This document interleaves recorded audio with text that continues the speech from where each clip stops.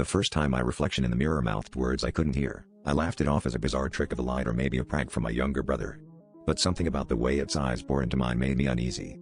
I shrugged it off, convincing myself it was just my imagination.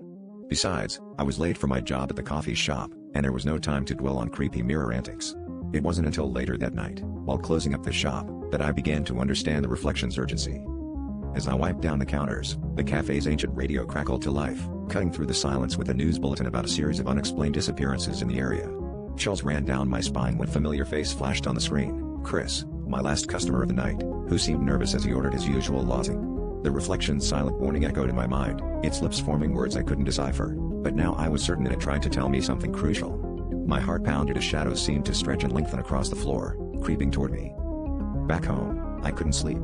Every time I closed my eyes, the reflection's desperate expression haunted me. At 3 a.m., I found myself back in front of the mirror. This time, I noticed something I hadn't before: a faint, ghostly outline of a figure standing behind me. My reflection's eyes darted to the shadow, then back to me, its mouth moving frantically. I realized with horror that it was repeating a phrase over and over: "Don't let it in." Suddenly, my phone buzzed with a text from an unknown number: "It's closer than you think." I spun around, but the room was empty. My mind raced, piecing together the puzzle.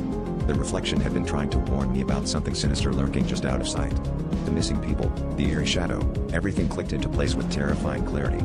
I backed away from the mirror, heart thudding, as the room grew cooler.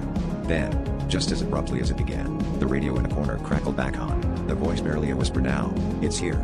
The lights flickered, and the mirror shattered, leaving me alone in the dark with the creeping fear that I was next.